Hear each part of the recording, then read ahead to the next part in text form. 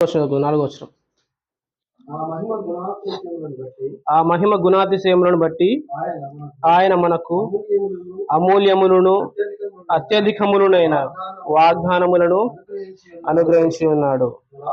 దురాశను అనుసరించుట వలన లోకమందున్న భ్రష్టత్వమును ఈ వాగ్దానముల మూలముగా మీరు తప్పించుకొని దేవ స్వభావమునందు పాలివారమగునట్లు వాటిని అనుగ్రహించాను. కళ్ళు మూసుకున్నట్లయితే వాక్యం కొరకు చిన్న మాట ప్రార్థన చేసి మనం వర్తమానంలోకి వెళ్దాం. పరిశుద్ధుడైన మా తండ్రి, మీకు వందనాలు, స్తోత్రాలు చెల్లిస్తున్నాం ప్రభువా. తండ్రి, మీ పిల్లలంగా మీ సన్నిధి చేరి వచ్చాం. మీరు మాతో ఏం మాట్లాడబోతున్నారని ఆత్మ ద్వారా ఎదురు చూస్తున్నాం తండ్రి. నాయన, అందరికి తేటగా అర్థమవులాగున మీరే మాకు వివరించండి, బోధించండి. స్పష్టమైన వర్తమానాన్ని, అనేకమైన వాగ్దానాల్ని మేము దయచేయండి. ఏపాటి వారం నాయన మమ్మల్ని మీ ఏర్పాట్లో నాయన మీరు ఏర్పరచుకున్నారు. నా తండ్రి, మీ సంఘంలో చేర్చారు.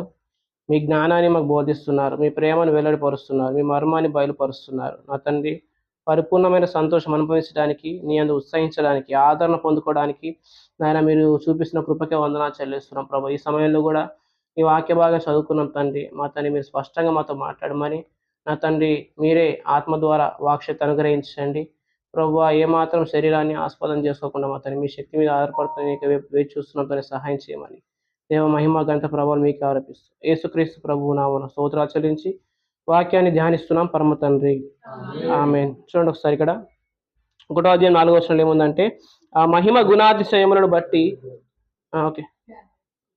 ఆ మహిమ గుణాతిశయములను బట్టి ఆయన మనకు అమూల్యములను అత్యధికములైన వాగ్దానములను అనుగ్రహించి ఉన్నాడు. సో మనకేమిచ్చాడు ఆయన? అమూల్యములు అత్యధికములైన వాగ్దానములను అనుగ్రహించాడు. ఎవరు? ప్రభువు మనకేమిచ్చాడంటే అమూల్యమైన అత్యధికములైన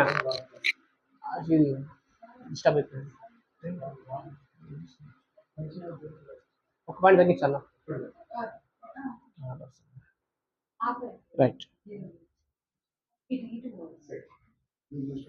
ఇప్పుడు చూడండి, వాక్యం మీద మనసు పెట్టండి. ప్రభు మనతో మాట్లాడతాడు. ఆయన మనకు అమూల్యములను అత్యధికములైన వాగ్దానాలు, శ్రమిశాక వాగ్దానాలు. సో వాగ్దానాలు ఎవరికి ఇవ్వబడ్డాయంటే మనకు. మనం ఎవరమంటే పరిశుద్ధ గ్రంథం చెప్తుంది మనం కూడా పరిశుద్ధులము, నీతిమంతులము. ఈరోజు పాఠం ఏంటంటే మనం వాగ్దాన సంబంధులం. ఓకేనా? అంటే వాగ్దానాన్ని పొందుకోవడానికి అర్హులం. యేసుక్రీస్తు ప్రభు శిలువలో మన కొరకు చనిపోయాడు. మన కొరకు ఆ కార్యాన్ని, తన బిడ్డలుగా చేసుకునే కార్యాన్ని, ఆ పుణ్యకార్యాన్ని మనకు జరిగించాడు. కాబట్టి మనం ఇప్పుడు ఎవరమంటే వాగ్దాన సంబంధులం. ఈ వాగ్దాన సంబంధులకు ఏం అనుగ్రహించబడ్డాయంటే వాగ్దానములు.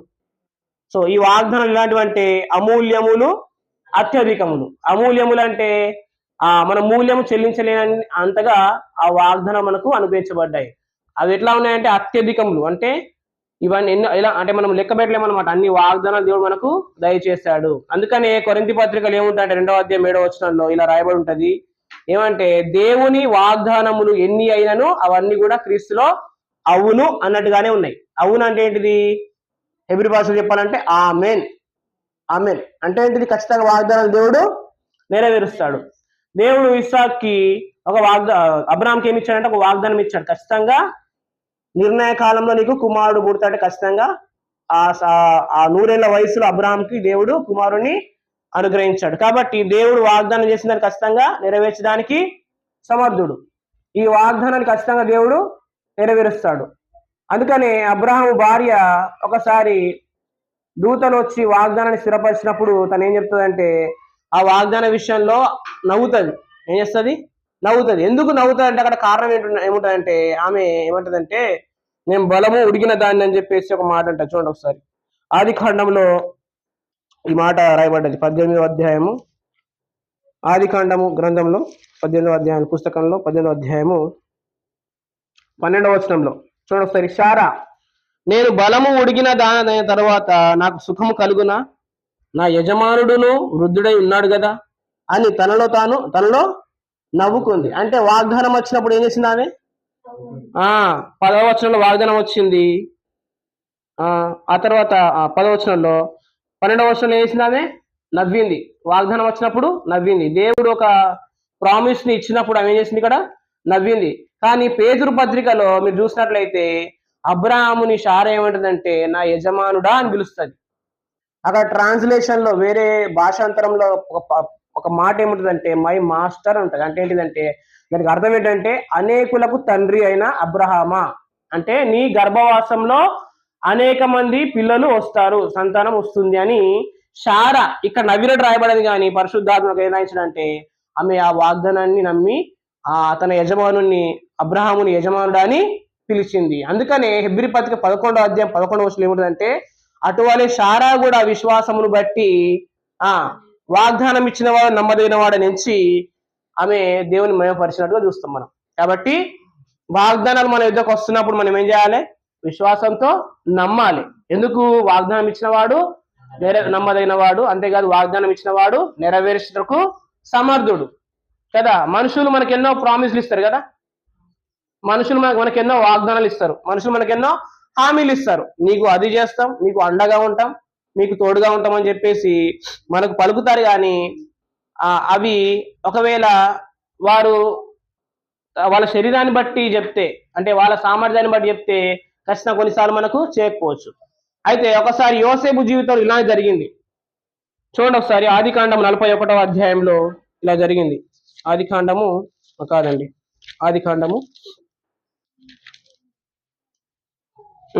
40వ అధ్యాయంలో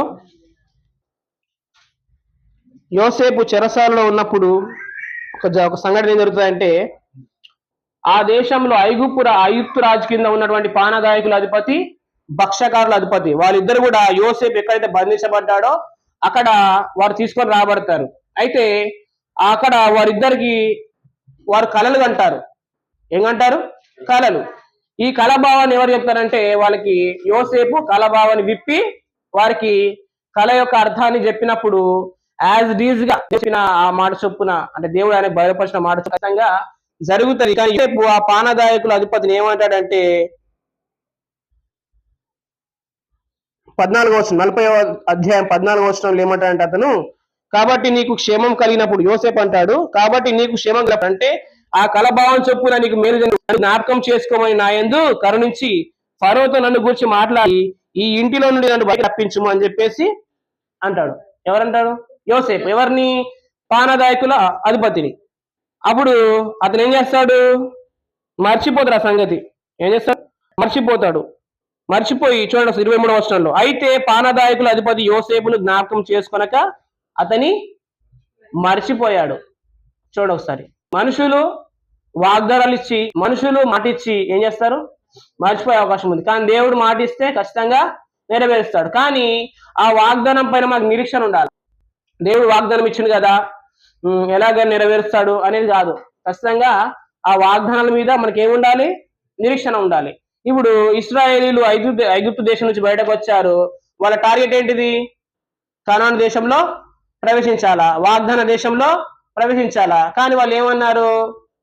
మా సొంత శక్తితో, మా బలంతో, మా సామర్థ్యంతో ఆ దేశంలో ప్రవేశిస్తామన్నారు. అంటే వాళ్ళకు దేవుడి మీద నిరీక్షణ ఉందా? దేవుడు చేసిన వాగ్దాన దేశం మీద, దేవుడు ఇవ్వాలనుకున్న జీవితం మీద నిరీక్షణ ఉందా? లేదు. కాబట్టి వాళ్ళతో దేవుడు కోపంతో ఏమని ప్రమాణం చేశాడంటే మీరు ఆ దేశంలో ప్రవేశింపరు అని హెబ్రీ పత్రికలో రాశాడన్నమాట.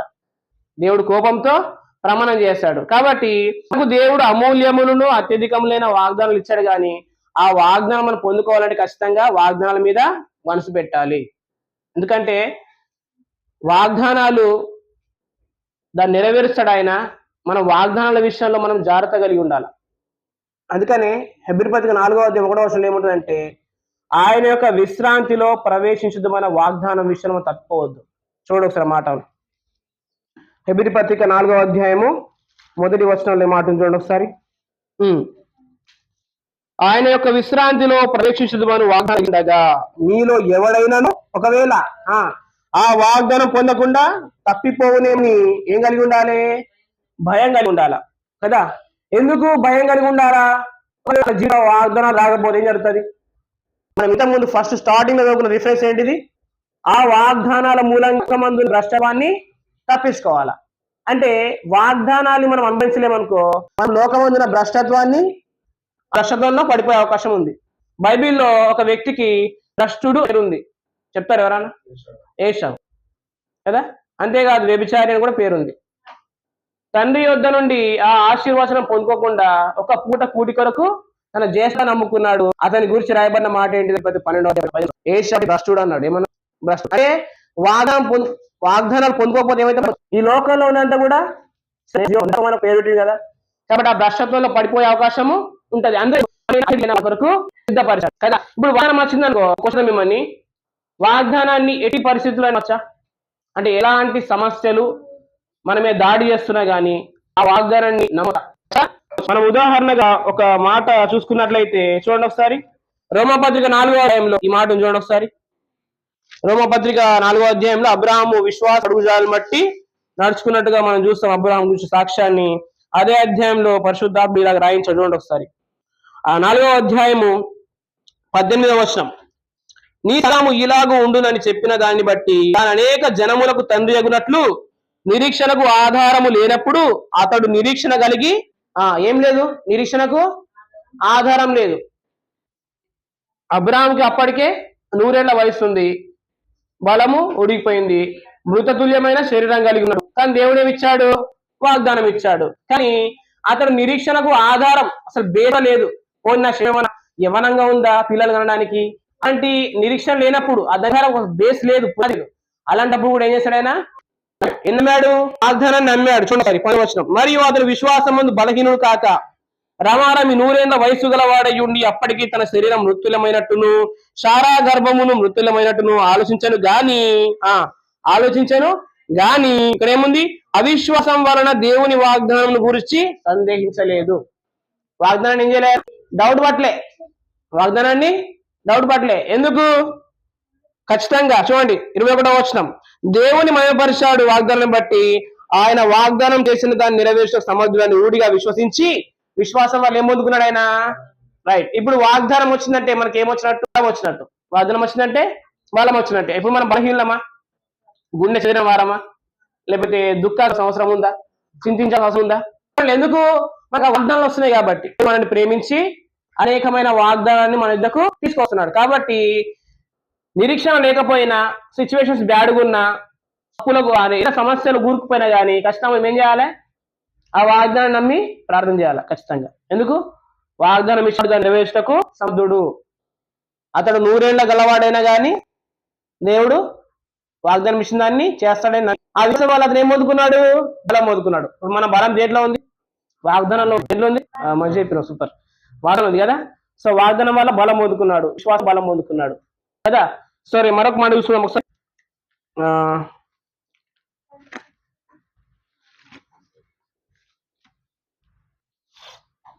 దానియేలు గ్రంథం ఒక మాట చూసుకుందాం. 2వ అధ్యాయంలో పేజీ నంబర్ 732 చూడండి.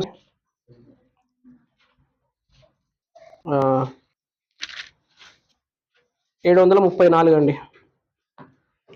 3వ అధ్యాయం 17వ. దానియేలు గ్రంథం 3వ అధ్యాయం 17వ చూడండి ఒకసారి. అక్కడ ఏముంది? చూడండి 17వ వచనంలో ఏముందంటే, మేము సేవించున్న దేవుడు మండుచున్న వేడిమి గల ఈ అగ్నిగుండంలో నుండి మమ్మల్ని తప్పించి రక్షించుటకు సమర్థుడు, మరియు నీ వశం పడకుండా ఆయన మమ్మను రక్షించును. ఒకవేళ ఆయన పోయినను రాజా మీ దేవతలకు మేము పూజింపమనియు నిలబెట్టించిన బంగారు ప్రతిమకు. ఈ మాటలు ఎవరు అంటున్నారు? దానియేలు యొక్క స్నేహితులు మేషకు. అదేం చేశాడు? బంగారు ప్రతిమను నిలబెట్టించు. మొక్కపోతే వీళ్ళేమంటున్నారు? మమ్ముని తప్పించటకు ప్రభు సమర్థుడు. అంటే ఈ ఉపద్రవము, ఈ ఘోరమైన ఉపద్రవంలో సమర్థుడు. ఒకవేళ తప్పించకపోయినా కానీ మేము నీవు నిలబెట్టించిన ప్రతిమకు మొక్కమని చెప్పేసి అంటుండు కదా. మరి ఈ ఆలోచన వాళ్ళకి ఎట్లా వచ్చింది? ఇంతటి నడిపింపు లేకపోతే ఇంతటి ధైర్యం వచ్చింది ఎట్లా వచ్చిందంటే, మీరు చూసినట్లయితే 2వ అధ్యాయము 1వ అధ్యాయంలో చూడొచ్చు. 1వ అధ్యాయంలో 17వ వచనం. ఈ నలుగురు బాలుల సంగతి ఏమనగా జ్ఞానమును శాస్త్ర ప్రవీణతయు వివేచనయు అనుగ్రహించాడు. ఎవరిచ్చారు? దేవుడు ఇచ్చాడు. వాళ్ళకి ఏమిచ్చాడు? జ్ఞానాన్ని, వివేచనను, అన్ని శాస్త్రాల్లో ప్రవీణత, పాండిత్యాన్ని దేవుడే ఇచ్చాడు. కాబట్టి దేవుడు మనకు ఆ వివేచన ఇస్తాడు. వాగ్దానాన్ని నమ్మే వివేచన, వాగ్దేశంలో ధైర్య వివేచన, వాగ్దానాన్ని నేర్చడానికి వివేచన దేవుడే ఇస్తాడు మనకి. ఎవరిస్తారు? దేవుడే ఇస్తారు. అదే ఇప్పుడు యేసుక్రీస్తు ప్రభు నమ్ముకున్న వెంటనే వాళ్ళకి ఎవరు వస్తారు? పరిశుద్ధాత్ముడు. పరిశుద్ధాత్ముడు ఎవరి గురించి చెప్తాడంటే యేసుక్రీస్తుని గురించి ప్రభు చెప్తాడు కదా. మరి యేసుక్రీస్తులు ఏమున్నాయి? అమూల్యములను అత్యధికమైన వాగ్దానాలు ఉన్నాయి. మరి ఆ పరిశుద్ధాత్ముడు ఈ వాగ్దానాల గురించి చెప్తున్నాడు కదా. మరి ఆ పరిశుద్ధాత్ముని కూడా ఒక పేరు, ఆ పేరు ఏంటిదంటే ఎఫ్ఎస్సి పత్రికలో ఒక మాట చూడండి ఒకసారి. ఆదరణకర్త అని ఉంది, సత్యస్వరూపైన ఆత్మ అని పేరు ఉంది. ఇంకొక పేరు ఏంటిదంటే చూడండి ఒకసారి. ఎఫ్ఎస్సి పత్రిక 1వ అధ్యాయము 13వ వచనం. ఆశీర్వదం 13. అనగా మీ రక్షణ సువార్తను విని క్రీస్తునందు విశ్వాసం ఉంచి వాగ్దానం చేయబడిన ఆత్మ చేత, ఇక్కడ వాగ్దానం చేయబడిన ఆత్మ చూడండి ఒకసారి. ఫస్ట్ మనం ఏం చేస్తాము? సత్యవాక్యమును కదా, మన ఇద్దరికి వస్తున్న వాక్యాన్ని, అనగా ఈ రక్షణ సువార్తను, యేసుక్రీస్తుని కూర్చున్న వార్తను ఏమంటారు? సువార్త అంటారు. ఓకేనా? అది ఎలా? ఆ సువార్త ఏం చేస్తామని రక్షిస్తుంది. ఆ సువార్త మన ఇద్దరికి మనం వేసాము, క్రీస్తునందు విశ్వాసం ఉంచాము. విశ్వాసం ఉంచిన తర్వాత మన లోపలికి ఎవరు వచ్చారు? వాగ్దానం చేయని ఆత్మ. ఎవరు వచ్చారు కదా. ఇప్పుడు ఈ వాగ్దానం చేయబడిన ఆత్మ మనల్ని ఎందులో నడిపిస్తాడంటే వాగ్దాన జీవితంలోకి నడిపిస్తాడు కదా. ఇప్పుడు మన జీవితం ఏంటి? వాగ్దానం. మన జీవితం ప్రామిస్. ఇశ్రాయేలుకు దేవుడు ఇస్తాన్న భూమి ఏది? వాగ్దాన దేశం కదా. నిశ్చయంగా ప్రవేశిస్తానని చెప్పిండు కదా, అంటే అది వాగ్దానమే కదా. ఆ వాగ్దానం పట్టుకున్నారు వాళ్ళు? పట్టుకోలేదు కదా. మనం ఖచ్చితంగా పట్టుకోవాలా. వాగ్దానాలు తప్పిపోతామేమన్నా మనకి ఏముండాలా? హెబ్రీ 4:1 ఏముండాలి? భయం ఉండాలా. సో వాగ్దానాల విషయంలో ఖచ్చితంగా కేర్ఫుల్. లేకపోతే ఏమవుతుంది? ఒక మందున్న భ్రష్టాన్ని, ఆ భ్రష్టత్వంలో మనం పడిపోతాం. ఓకేనా? ఒకసారి పేతురు పత్రిక 1వ అధ్యాయము, 1వ పత్రిక 1వ అధ్యాయము, 2వ పత్రిక 1వ అధ్యాయము, 2వ పత్రిక 1వ అధ్యాయము 4వ వచనం. మనం మొదట చదువుకున్న ఇది 2వ పత్రిక 1వ అధ్యాయం 4వ వచనం. ఇక్కడ ఏముంది? ఆ గుణాతిశయములను బట్టి ఆయన మనకు అమూల్యములను అత్యధికమైన వాగ్దానములను అనుగ్రహించి ఉన్నాడు. దురాశను అనుసరించడం వలన లోకమందున భ్రష్టత్వమును ఈ వాగ్దానముల మూలంగా మీరు తప్పించుకొని, లోకమందున్న భ్రష్టత్వాన్ని ఎట్లా తప్పించుకోవాలా? వాగ్దానం మూలంగా. భ్రష్టత్వాలు ఎందుకు పడుతున్నావు? దురాశను అనుసరించడం వల్ల. మనిషికి ఏముంటది? ఆశ ఉంటుంది, ఆశకులు జీవంటారు కదా. సో యేసుక్రీస్తులో ఉన్న వాగ్దానం అనుకోకపోతే, లేకపోతే ఆ వాగ్దానాలు తెలుసుకోకపోతే మనం ఏం కలుగుతుంది? దురాశ కలుగుతుంది. ఏం కలిగి దురాశ కలిగితే ఏం కలుగుతుంది? శోధించబడతాం. శోధించబడితే అంటే శోధించబడితే దాన్ని పొందుకోవాలనుకుంటాం. మనం పొందుకొని ఎలాగోలా పొందుకుంటాం. కానీ దానివల్ల మనకి ఏమవుతుంది? ములుగు కదా. ఇప్పుడు కాలుకు ములుగుతుందా? పని వెళ్ళిపోతే అది గుర్తనే ఉంటుంది. నేను ఏం చేయాలా? టికెట్ దాకా అది అట్లా గుర్తునే పొడుస్తూనే ఉంటుంది కదా. సో ఏదైనా కానీ మనము వాగ్దానం ద్వారా కాకుండా మనము శోధించబడి, దురాశ శోధించబడి తెచ్చుకుంటే అది మన జీవితంలో ముల్లాగా ఉంటుంది. అందుకని గలతీ పత్రికలు ఏమన్నాడంటే, శరీరాన్ని బట్టి పుట్టినవాడు ఆత్మను బట్టి హింసించాడు. అబ్బాకి 2 కొడుకున్నారు. ఒక కొడుకు ఎవరంటే ఇస్సాకు, రెండో కొడుకు ఇష్మాయేలు. ఇష్మాయేలేమో శరీరాన్ని బట్టి పుట్టాడు, ఇస్సాకేమో వాగ్దానం బట్టి ఆత్మను బట్టి పుట్టాడు కదా. ఇప్పుడు ఈ ఇస్సాక్ ఏం చేస్తున్నాడు? ఇష్మాయేల్ని హింసిస్తున్నాడు. ఆది కాలంలో నేను ఇష్మాయేలు ఇస్సాకుని హింసిస్తున్నాడు. థ్యాంక్ యూ అన్న. ఇప్పుడు ఆది కాండంలోనేమో పరిహసిస్తున్నాడని రాశాడు. కానీ గలతీ పత్రికలు ఏం రాయించాడు? పరిశుద్ధాత్ముడు హింసిస్తున్నాడు. అంటే ఏదైనా కానీ దేవుడు వాగ్దాన రూపక వాక్యంగా మనకి ఇస్తాడు. వాగ్దానాన్ని లేకపోతే ప్రమాణం చేసి ఇస్తాడు. ఆ వాగ్దానాన్ని మనం పొందుకోలేమనుకో ఖచ్చితంగా మన స్వకీయ దురాశలు ఇవ్వబడి, మరులు గొలపబడి దాన్ని మనం తెచ్చుకుంటాం. అది మన జీవితంలో ముళ్ళగా పనిచేస్తుంది. దాన్నే భ్రష్టత్వం అనుభవించడం. అది ఎట్లా ఉంటుందంటే అసలు అది సమాధానం ఉండదు, నెమ్మది ఉండదు. మనకు అసలు మెంటల్ టెన్షన్ అన్నమాట. అది అసలు ఆ భ్రష్టం నుంచి మనం బయటకు వచ్చేంత వరకు మనకు అసలు నెమ్మది ఉండదు, ప్రశాంతంగా ఉండదు. కాబట్టి ఒక మాట మీరు చూపిస్తా. యాకోబు పత్రికలో 1వ అధ్యాయంలో చూడండి, అధ్యాయము 14వ వచనం. ప్రతి వాడును 1వ అధ్యాయం 14వ వచనం. మన యాకోబు పత్రిక 1వ అధ్యాయం 14వ వచనం. ప్రతి వాడును తన స్వకీయమైన దురాశ. దురాశ ఎవరిది? మనది. ఈ దురాశ ఎందుకు కలుగుతుంది? వాగ్దానాన్ని నమ్మట్లేదు. వాగ్దానం వచ్చినప్పుడు వాటి పొందుకోవట్లేదు, ఆ విషయంలో భయం లేదు, ఆ విషయంలో జాగ్రత్త లేదు. కాబట్టి ఏమైతుంది, వాగ్దానాలు మనం దాటిపోతున్నాయి. దాటిపోతే దేవుడు నాకు ఇంకేం చేస్తలేడు, దేవుడు నాకు ఏం లేవు అని చెప్పేసి మనము అనుకొని ఏం చేస్తాం, మన సొంత శక్తి మీద ఆధారపడతాము, మనమే చేసి సాధించుకోవాలనుకుంటాము. అప్పుడు ఏమవుతుందంటే మనకు దురాశ కలుగుతుంది. ఆ దురాశ లేకపోతే ఆ శోధన ద్వారా, ఆ దురాశ ద్వారా వచ్చే శోధన ద్వారా ఏమవుతుంది, మనం ఈడవబడతాం. ఈడవబడి ఆ భ్రష్టత్వంలో ఆ పాపం చేస్తాం. కాబట్టి దేవుడు మన కొరకు ఏం సిద్ధపరిచాడు చూడండి ఒకసారి. 17వ వచనంలో శ్రేష్టమైన ప్రతి ఇవి అంటే ద బెస్ట్ అన్నమాట, సంపూర్ణమైన ప్రతి వారం అంటే కంప్లీట్ అన్నమాట, అంటే పరిపూర్ణమైంది ప్లస్ మంచిది కదా, లోటు లేదన్నమాట. మన జీవితంలో కొరత లేనిది, లోటు లేనిది, సంపూర్ణమైనది ఖచ్చితంగా ఆ శ్రేష్టమైన ప్రతి ఈవి, ప్రతి గిఫ్ట్ ఎవరిస్తారు, పర సంబంధమైనదే, అది పరలోక సంబంధమైంది దేవుడు మనకి ఇస్తాడు. జ్యోతిర్మయుడగు తండ్రి ఎదురు మనకు వస్తును, ఆయన ఎందుకు ఏ చంచలత్వం కానీ గమనంలో కలుగు ఛాయ లేదు. అంటే ఏంటిది, ఇప్పుడు మనం నడుస్తాం, మనకి ఏమవుతుంది, మన నీడ కూడా కదులుతుంది కదా, నీడ కూడా ఈ ఛాయ, మన ఛాయ మీద కదులుతూ ఉంటది, షేక్ అవుతూ ఉంటది కదా. కానీ ఆయన వాగ్దానం ఇచ్చినప్పుడు, ఆయన ఇచ్చినప్పుడు దాని విషయంలో డౌట్ పడేలా కానీ మనం చేయకూడదు. ఆయన ఖచ్చితంగా దాన్ని నెరవేరుస్తాడు, శ్రేష్టంగా ఇస్తాడు, సంపూర్ణంగా ఇస్తాడు. దాని విషయంలో మన చంచలత్వము, మనం డౌట్ పడడం కానీ లేకపోతే వెనుక తీయడం కానీ చేయకూడదు. ఎందుకు, అక్కడ మనకు మాట చెప్తున్న 16వ వచనంలో, కాబట్టి నా ప్రియ సహోదరులారా మోసపోవద్దు అంటున్నాడు. ఏమంటున్నాడు, మోసపోదు. దేవుడు మనకు వాగ్దానాలు ఇచ్చాడు, ఆ వాగ్దానం నమ్మి పట్టుకొని మనం ఏం చేయాలి, దేవుడిని మయపరచాలి, వాగ్దానం కూడా కనిపెట్టాలి, నిరీక్షణ కలిగి ఉండాలి.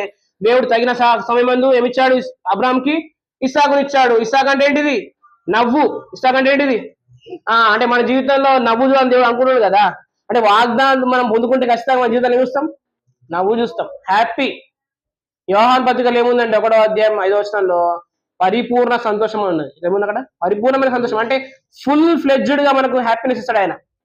ఎప్పుడు, వాగ్దానాన్ని పొందుకుంటే, ఎప్పుడు ఆ వాగ్దానం కూడా కనిపెడితే, దాని విషయంలో భయం కలిగి ఉండాలి. అప్పుడు మాత్రం దేవుడి మిశ్రమ మనకు ఖచ్చితంగా నెమ్మదిస్తాడు, వాగ్దానంలో కూడా కనిపెట్టి ఓపి కూడా ఇస్తాడు. అబ్రాహాం వేసిండు, నిరీక్షణ లేనప్పుడు కూడా ఓపికతో కనిపెట్టిండు కదా, ఖచ్చితంగా ఇచ్చిండే దేవుడు. కాబట్టి మనకు కూడా శ్రేష్టమైన ఇవి పర సంబంధమైన ప్రతి వరాన్ని ఇస్తాడు ఆయన. చూడండి ఒకసారి 12వ వచనం, ఇక్కడనే 12వ వచనం, శోధన సహించేవాడు ధన్యుడు, అతడు శోధనకు నిలిచిన వాడై. 13వ వచనం అండి, 13వ వచనం, దేవుడు కీడు విషయమై శోధింపబడ్డ నేరడు, ఆయన ఎవరిని శోధింపడు కనుక ఎవడైనా శోధించబడినప్పుడు నేను దేవుని చేత శోధించబడుతున్నా అనకూడదు. దేవుడు మనకు శోధన అవుతున్నాకోండి, అప్పుడు ఇది దేవుడే చేశాడు అని మనం అనకూడదు. ఎందుకు, దేవుడు కీడు విషయమై శోధించడు. అంటే ఏంటిది, ఇప్పుడు దేవుడిని కీడు చేసి మళ్ళీ నేను రైట్ వేలో తీసుకురావాలని చేస్తాడు ఆయన, ఆయన చేయడు. ఆయన స్వభావం అది కాదు. దేవునిలో ఏముందంటే మనకు సంపూర్ణమైన బహుమానం ఉంది. ఇప్పుడు రూతుని బోయజ్ ఏమన్నాడు, యెహోవా రెక్కల కింద ఉండినట్టు నువ్వు వచ్చావమ్మా, నీకు సంపూర్ణమైన బహుమానం ఉంది అన్నాడు కదా. కాబట్టి ఈ పొలంలో నిలిచి ఉండు, వేరొక పొలంలో ఏరుకుంటా పోవద్దు అన్నాడు. ఎందుకు, ఇక్కడ సమృద్ధి ఉంది, బోయాజు ఆస్తిపరుడు, బోయాజు కింద పనికెత్తలు ఉన్నారు, అక్కడ విస్తారమైన పొలం ఉంది అక్కడ. అది కోతకాలం వల్ల, సంఘకాలం కోతకాలం, ఇక్కడ మనం ఎంతో పరిగెరుకోవచ్చు. ఎంత అన్న మనము మన కొరకు సిలువలో ఆయన విత్తబడ్డాడు, మనం కోసుకుంటున్నాం. మన కొరకు సిలువలో ఆయన అన్ని సిద్ధపరిచాడు, మనం పొందుకోవాలా. కాబట్టి ఈ పొలంలో వెళ్ళకూడదు, ఎందుకంటే ఇక్కడ మనకు సంపూర్ణమైన బహుమానం ఉంది. దేవుడే చెప్పాడు ఆయన, ఖచ్చితంగా ఆ బోయాజు యేసుక్రీస్తు ప్రభువుకు ముంగుడుగా ఉన్నాడు, రూతు సంఘానికి ముంగుడుగా ఉంది. కాబట్టి ఆ పొలంలో ఉన్న ఆ ధాన్యాన్ని, ఆ పరిగెను మనం మేరుకుంటే ఖచ్చితంగా మన అత్త ఇంటికి, అంటే మనం ప్రభు మన కోసం రాబోతున్నాడు, ఖచ్చితంగా అప్పుడు మనము వట్టి చేతులతో పోం. మనం దేవుడు మనకు ఖచ్చితంగా మనకు గొప్ప బహుమానం సిద్ధపరిచాడు, ఖచ్చితంగా మనని కూడా ఆ విధంగా ప్రిపేర్ చేస్తాడు. ఆయన కోసం ఎలా ప్రయాసపడాలా, ఆయన కోసం ఎలా మనము ప్రభు పనులు కొనసాగాలో ఖచ్చితంగా ఆయన ప్రిపేర్ చేస్తాడు. కాబట్టి ఆ విషయంలో మనం అస్సలు ఇది నా దేవుని వల్ల కలిగిందేమో మరి నాకు ఈ శోధన అనుకోవద్దు ఎప్పుడు కూడా. ఎందుకంటే దేవుడు ఎప్పుడు కూడా కీడు విషయమై శోధింపబడనేరాడు. అందుకని ఇక్కడ ఏమంటున్నాడు, నా ప్రియ సహోదరులారా మోసపోవద్దు అంటున్నాడు. ఏమంటున్నాడు, మోసపోవద్దు. ఈ మోసపోయే మోసంలో పడే విధంగా దుష్టుడు మనల్ని అటాక్ చేస్తూ ఉంటాడు. కాబట్టి మన టైంని వాడు ఏం చేస్తాడంటే కిల్ చేస్తాడు. ఏం చేస్తాడు, మన టైంని మనం సేవ్ చేసుకోకుండా మనం సమయానికి దేవుని వాగ్దానాలు పొందుకోకుండా ఏం చేస్తాడు వాడు మనల్ని ఆ యొక్క విషయంలో మనల్ని డిస్టర్బ్ చేస్తూ ఉంటాడు వాడు. ఇప్పుడు చాలా మంది రోజు ఉదయం లేసి అనుదిన వాగ్దానం అని పెడతారు కదా, అనుదినమైన వాగ్దానం పెడతారు, అంటే డైలీ ప్రామిస్. అది వాస్తవంగా ఏం చేస్తారు వాళ్ళు? చదువుతారు, పెట్టేసుకుంటారు, ఇట్లా తీస్తారు బైబిల్ని పెట్టేసుకుంటారు. అది కాదు కదా. ఇప్పుడు మనం బైబిల్ చదువుతున్నప్పుడు దేవుడు మనతో మెల్లైన స్వరంతో ఒక మాట మాట్లాడతాడు ఖచ్చితంగా. ఈ దినం మనకు కావాల్సిన వాగ్దానం నేనేమన్నా ఒక వాగ్దానమేనా దేవుడు మనకి ఇచ్చేది? అమూల్యములు అత్యధికములు రోజు కొన్ని బంచ్, అంటే కొన్ని పూల గుత్తిలా కొన్ని వాగ్దానం పడుకొని మనం పోవాలా. నోరేసి మాట్లాడాల వాగ్దానాన్ని. సార్ ఏం చేసింది? నా యజమానం పిలిచింది కదా. ఆ విధంగా ఆ వాగ్దానాన్ని, ఆ విశ్వాస వాక్యాన్ని, ఆ ప్రమాణపూర్వక వాక్యాన్ని మనం మాట్లాడుతూ ఉండాలా. ఎన్ని రిఫరెన్సెస్ అండ్ రిఫరెన్స్, ఎన్ని వాగ్దానం అన్ని వాగ్దానం మాట్లాడుతూనే ఉండాలా. పని చేసి మాట్లాడాలా, వంట చేసేటప్పుడు, మన జాబ్ లో ఉన్నప్పుడు, ప్రయాణంలో ఉన్నప్పుడు, ఏ విషయంలో ఎప్పుడు మనం మాట్లాడుతూ ఉండాలా. ఎందుకంటే ధర్మశాస్త్రం కింద మనం ఉన్నప్పుడు మన నోరు మూయబడ్డది, కానీ విశ్వాసం వెల్లడైన తర్వాత మనం నోరు చేసి మాట్లాడుతున్నాం. ధర్మశాస్త్రం కింద ఉన్న వాళ్ళు దేవుని ఎప్పుడు కూడా తండ్రి అని విలువలే, కానీ మనము నాయన తండ్రి అని మొరపెట్టే ఆత్మ మనకి ఇచ్చాడు ఆయన. మనం మొరపెట్టాలా, మనం మాట్లాడాలి వాగ్దానం. నా వాగ్దానం ఏమైంది ప్రభు అని అడగాలి ప్రభువుని. ఆ నిరీక్షణతో మనం అడగాలి. కాబట్టి వాగ్దానం ఇచ్చిన వాడు నెరవేర్చి సమర్థుడు కాబట్టి మనం కూడా దాని విషయం నిరీక్షణ కలిగి ఉండాలా. ఆ వాగ్దానాన్ని పట్టుకుని ధైర్యం పొందుకోవాలి మనం. ఒకసారి ఒక మాట చూపిస్తాను చూడసారి. పేతురు పత్రిక 1వ అధ్యాయంలో ఇలా రాయబడి ఉంది. 1వ అధ్యాయం రెండో పత్రిక 1వ అధ్యాయంలో మనం చదువుకున్న కంటెక్స్ట్ లోనే 1వ అధ్యాయం 5వ వచనం. ఆ హేతువు చేత మీ మట్టుకు మీరు పూర్ణ జాగ్రత్త గల వారే ఉండు. దొరికిందండి? పేతురు పత్రిక 2వ పత్రిక 1వ అధ్యాయం 5వ వచనం. ఆ హేతువు చేతనే మీ మట్టుకు మీరు పూర్ణ జాగ్రత్త గల వారై ఉండాలా. ఏ కారణం చేత? భ్రష్టత్వాన్ని తప్పించుకోవాలి కాబట్టి, వాగ్దానాలు పొందుకోవాలి కాబట్టి, ఆ కారణం ద్వారా మీరు ఏం చేయాలి? పూర్ణమైన జాగ్రత్త ఉండాలా. జాగ్రత్త లేకపోతే ఖచ్చితంగా మనం ఓడిపోతాం. జాగ్రత్త లేకపోతే ఏమిటంటే మనం ఓడిపోతాం. ఇప్పుడు దేవుడు మనల్ని ప్రేమించి ఇంత వ్యవస్థను పెట్టిండు. ఏ వ్యవస్థ? సంఘము వ్యవస్థ. సంఘము ద్వారా ఇప్పుడు దేవుడు తన ప్రేమని వెల్లడిపరుస్తుండు. ఆయన ప్రేమ యొక్క పొడవు, వెడల్పు, లోతు, ఎత్తెంతో తెలుస్తున్నాడు. కాబట్టి ఆ ప్రేమ ఎంత ఐశ్వర్యం కలదో, ఆయన మనకి ఇచ్చిన జీవితం ఎంత ఐశ్వర్యం కలదో మనం నేర్చుకుంటూ ఉండాలా. నేర్చుకుంటూ ఉంటున్నప్పుడు ఖచ్చితంగా దేవుడు వాక్యాన్ని పంపిస్తాడు. ఆ వాక్యంలో మనకు అనేకమైన అత్యధికమైన వాగ్దానాలు ఉంటాయి. ముఖ్యంగా దేవుడు మనకు చేసిన మెయిన్ వాగ్దానం ఏంటంటే నిత్య జీవం. ఏంటిది? నిత్య జీవం. దేవుడు లోకమును ఎంతో ప్రేమించాను కాగా ఆయన తన అద్వితీయ కుమారుడు పుట్టిన వాయందు విశ్వాసం ప్రతివానికి నిత్య జీవం ఇస్తానడు కదా. ఇప్పుడు ఆ వాగ్దానం ఎవరేశారు చూడండి ఒకసారి. యోహాను పత్రికలో, అదే యోహాను గారు రాసిన పత్రికలో చూడండి ఒకసారి. 2వ అధ్యాయం 25వ వచనం అండి. యోహాను పత్రిక 2వ అధ్యాయం 25వ వచనంలో ఏముంది అక్కడ చూడండి ఒకసారి. నిత్య జీవం అనుగ్రహించును అన్నది ఎవరు చేశారు? ఆయన తానే మొదట మనకు చేసిన వాగ్దానం. ఏ వాగ్దానం అది? నిత్య జీవము. ఏ వాగ్దానం అది? నిత్య జీవం అనే వాగ్దానం. అంటే మనం ఎల్లప్పుడూ జీవించాలా. ఈ లోకంలో ఉన్నప్పుడు, ప్రభు వచ్చినప్పుడు జీవించాలని ఆయన మనకు సంకల్పం కలిగి ఉన్నాడు. కాబట్టి ఈ దేహంలో ఉన్నప్పుడు, ఖచ్చితంగా మనం ఈ దేహంలో ఉన్నప్పుడు కూడా మనం జీవించాలా. చాలా మంది ఏం చేస్తారంటే, క్రైస్తవులుగా మనం పుట్టాం కాబట్టి శ్రమలు ఉంటాయి. ఖచ్చితంగా ఈ శ్రమల్ని మనం బేర్ చేసుకొని మనం బతకాలంటారు కదా. ఒక మాట ఏముంటుందంటే, అపోస్తులుగా రోమపత్రిక 14:22 ఏముంటుందంటే, మనం అనేక శ్రమలు అనుభవించి దేవుని రాజ్యంలో ప్రవేశించాలంటది. వాస్తవంగా మనం అనుభవించాల్సిన శ్రమలు ఏంటంటే, దేవుని కొరకు శ్రమ అనుభవించాలా. ఎవరి కొరకు? కానీ ఈ లోక సంబంధమైన శ్రమ అనుభవించకూడదు. ఈ శరీర సంబంధమైన శ్రమలు అనుభవించద్దు. దేవుడు సువార్త ప్రకటిస్తున్నప్పుడు, దేవుని కొరకు ప్రయాసపడుతున్నప్పుడు ఖచ్చితంగా మనకి ఏమొస్తుంది? శ్రమ వస్తుంది. కానీ ఈ శరీర సంబంధమైన శ్రమ అంటే మనం కోరుకోని తెచ్చుకునే శ్రమలు ఉంటాయి కదా. అదే శ్రమలు అంటే మన ఈ యొక్క దురాశ ద్వారా, అంటే ఈ వాగ్దానాలు నమ్మకపోవడం ద్వారా మనం పొందుకునే శ్రమలు ఏదైతే ఉంటాయో వాటిని మనము వాగ్దానాన్ని పొందుకోకపోవడం ద్వారా మన శ్రమల పాలవుతాము. ఆ శ్రమలు మాత్రం రావద్దు. మనకి ఏ శ్రమలు రావాలా? దేవుని కొరకు వచ్చే శ్రమలు రావాలా. అంతేగాని మన శరీర ఇచ్చల వల్ల, మన భోగేచ్చల వల్ల, మన దురాశ వల్ల మనము పొందుకునే శ్రమలు అవి దేవుని కొరకు శ్రమలు కావు, అవి మన సొంత శ్రమలు. అవి మనం తప్పించుకోవాలా. ఈ ఒక్క మాట మనం చూసుకొని ముగించుకొని చూడండి ఒకసారి. కొరింథీ పత్రిక 7వ అధ్యాయంలో ఈ మాట చూడండి ఒకసారి. కొరింథీ రాసిన పత్రిక మొదటి పత్రిక 7వ అధ్యాయంలో ఏముంది? 28వ వచనం. కొరింథీయులకు రాసిన మొదటి పత్రిక 7వ అధ్యాయము 28వ వచనం. ఆయనను నీవు పెళ్లి చేసుకున్నాను పాపం లేదు, కన్యక పెళ్లి చేసుకున్నాను ఆమెకు పాపం లేదు, అయితే అట్టి వారికి శరీర సంబంధమైన శ్రమలు కలుగును. ఏ శ్రమలు ఇవి? ఇవి ఎట్లా వచ్చినాయి? దురాశను అనుసరిస్తూ వస్తాయి ఇవి. దురాశ ఎందుకు అనుసరిస్తాం మనం? మనకున్న వాగ్దానాలు నమ్మకపోతే, వాగ్దానాల విషయంలో జాగ్రత్త లేకపోతే, వాగ్దానాల విషయంలో భయం లేకపోతే వస్తాయి. ఎందుకు నా పరిస్థితిలో ఉంది, ఎందుకు నా అకౌంట్లో మొత్తం బ్యాలెన్స్ అంతా ఖాళీ అయిపోయింది, ఎందుకు నాకు ఈ శ్రమలు వస్తున్నాయంటే మనం పొందుకోవాల్సిన అమూల్యమైన వాగ్దానాలు పొందుకోవట్లేదు కాబట్టి. నేను ఏమంటున్నా అంటే దేవుడు మనకిచ్చే ఐశ్వర్యమైన ఉందంటే ఖచ్చితంగా వాగ్దానాలు. విశ్వాస జీవితంలో అల్టిమేట్ ఆస్తిపాస్తులు ఏమైనా ఉన్నాయంటే ఖచ్చితంగా వాగ్దానాలే. ఆ వాగ్దానాలు మనం ఎంత పొందుకుంటామో అంతగా ఈ లోకంలో భ్రష్టాలు తప్పించుకుంటాం, అంతగా జయిస్తాం. అర్థమైందా? దావీదు ఎన్ని రాళ్ళు ఏరిండు? ఆశీస్ 5. గొల్లియాతును చంపడానికి ఎన్ని వాడిండు? ఒకటే వాడిండు. అంటే అనేక వాగ్దానాలు. మన లైఫ్ టర్న్ అవ్వడానికి ఒక వాగ్దానం కూడా చాలు. అర్థమైంది? మన లైఫ్ టర్న్ అవ్వడానికి ఒక్క వాగ్దానం కూడా చాలు. కానీ మనకి ఎన్ని ఇచ్చిండు ఆయన? అనేకములు ఇచ్చిండు కదా. కాబట్టి ఆ వాగ్దానాల విషయంలో మనం పూర్ణ జాగ్రత్త కలిగి ఉండాలి. అర్థమవుతుందా?